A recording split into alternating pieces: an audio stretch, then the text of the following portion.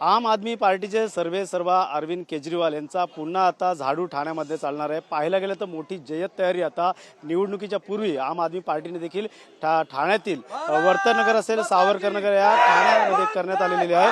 पाहायला गेले तर आज आम आदमी पार्टीचं ठाणे जिल्हा शहर मध्यवर्ती कार्यालय अमर आमटे जिल्हाध्यक्ष यांचा आज उघडण्यात आलेला आहे। निवडणुकीचं बिगुल वाजायला चालू झालेली आहे। पाहायला गेलं तर अनेक पक्ष आता आपलं नशीब आजमावणार आहेत। त्यातच पाहायला गेलं तर या ठिकाणी आम आदमी पार्टीकडनं सर्वच कार्यकर्ते आणि पदाधिकारी जमायला सुरुवात झालेली आहेत। अजित पाटील आणि अभिजित मोरे हे सचिव आणि अध्यक्ष हे देखील या ठिकाणी आलेले आहेत। त्यांच्या हस्ते आज या कार्याचं उद्घाटन करण्यात आलं आहे। पाहायला येणाऱ्या काळात आता आम आदमी पार्टीचा झाडू कशा प्रकारे ठाण्यामध्ये चालणार हे देखील आपण त्यांची बातचीत करणार आहोत। अजित पाटील आपल्यासोबत जोडले गेले आहेत। अभिजित असतील सर, तुमच्या नावातच जीत आहे। आम आदमी पार्टी आता ठाण्यामध्ये एक प्रकारे कार्यरत सुरू झालेली आहे। पाहायला गेलं तर येणाऱ्या निवडणुकीमध्ये कशा प्रकारे जय्यत तयारी केली गेली आहे? धन्यवाद। आज या ठिकाणी ठाणे शहर मध्यवर्ती कार्यालय आम आदमी पार्टी याचं उद्घाटन होत आहे आणि मला सांगायला विशेष आनंद आहे की या ठाण्यामध्ये ज्या ठाण्याची ओळख संपूर्ण महाराष्ट्रामध्ये गुंडांचं, ठेकेदारांचं आणि शिंदे सेनेच्या माध्यमातून, भारतीय जनता पार्टीच्या माध्यमातून एकमेकांची नुरा कुस्ती या महाराष्ट्राला हे दाखवत आहे आणि ठाण्याची इमेज खराब केली आहे। घोडबंदर रोडने जो कोणी महाराष्ट्रातला प्रवासी प्रवास करतो ती खरी ओळख या ठाण्याची केली आहे। आम आदमी पार्टीचं सरकार या ठिकाणी जे काम करतं ते सर्वसामान्यांसाठी काम करतं। तर ठेकेदार, नोकरशाह आणि पुढारी यांचे नेक्सस तोडून काढून सर्वसामान्यांसाठी या ठिकाणी ठाण्याची सुसंस्कृत ठाणं ही ओळख आम आदमी पार्टी या ठिकाणी करेल आणि त्याची सुरुवात म्हणजे मध्यवर्ती कार्यालय असेल। कशा प्रकारचे स्वबळावरती लढणार का? काय पाहायला गेलं तर लोकसभा असेल, विधानसभा असेल, महायुतीमध्ये तुम्ही महाविकास आघाडीमध्ये तुम्ही एकत्र होतात का? वाटतं येणाऱ्या महानगरपालिकेमध्ये स्वतःचा अजेंडा असणार? स्थानिक स्वराज्य संस्थेमध्ये आम आदमी पार्टी 100% स्वबळावर लढणार आहे।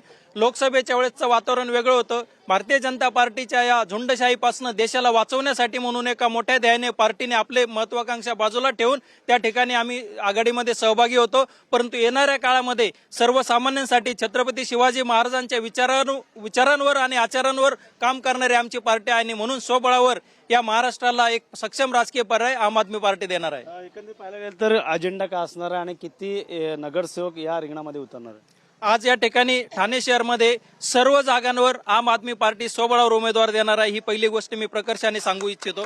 दुसरी गोष्ट म्हणजे सर्वसामान्यांचे जे प्रश्न आहेत, वाहतुकीचा प्रश्न आहे, कचऱ्याचा प्रश्न आहे आणि अगदी मोठ्या मार्केटमध्ये सुद्धा महिला भगिनींसाठी स्वच्छतागृहांची सोय नाही, इतक्या निकृष्ट दर्जाचं हे शहर झालं आहे। अशा सर्वसामान्य लोकांना भेडसावणाऱ्या सगळ्या प्रश्नांवर, पाण्याचा प्रश्न असेल आणि प्रामुख्याने म्हणजे ठेकेदारांचं आणि गुंडांचं नेक्सस तोडण्यासाठीचं, म्हणून या सर्व मुद्द्यांवर आम आदमी पार्टी या ठिकाणी अजेंडा असेल। ज्याचं कार्यालय उद्घाटन केलं ते आहे ठाणे जिल्हा अध्यक्ष अमर आमटेजी केजरीवाल यांचा हात बळकट करण्यासाठी आम आदमीचा कार्यकर्ते हात बळकट करण्यासाठी कशा प्रकारची तयारी तुम्ही या ठिकाणी केली आहे? सर्वप्रथम आमच्या ठिकाणी जे आमचे उद्घाटक होते आहेत आमचे अजित फाटके पाटील साहेब, श्री अभिजित मोरे साहेब जे सचिव आहेत, यांचं मी धन्यवाद देतो। त्यांनी आमच्या उद्घाटनाला वेळातला वेळ काढून दिला।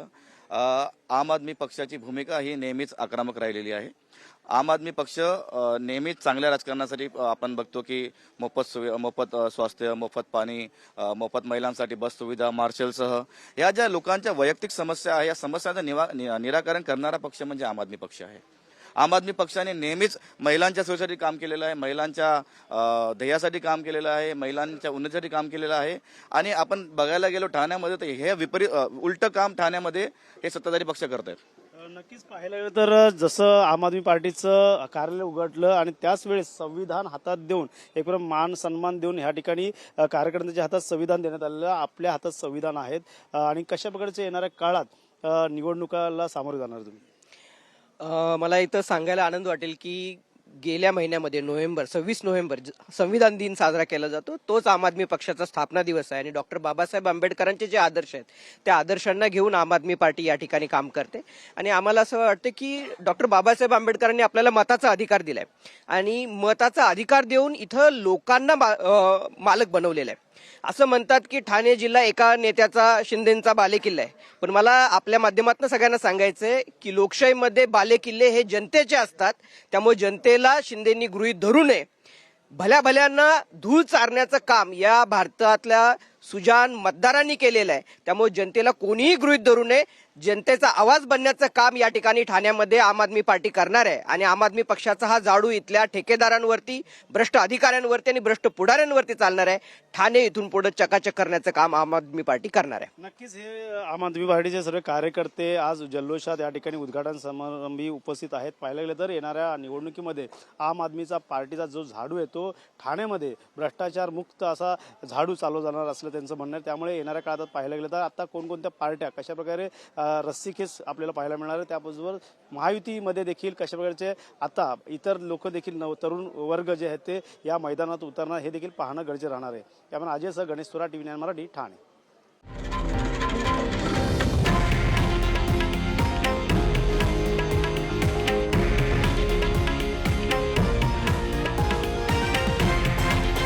हे आहे देशातील नंबर 1 न्यूज नेटवर्क आणि आपण पाहत आहात TV9 मराठी, एकमेव.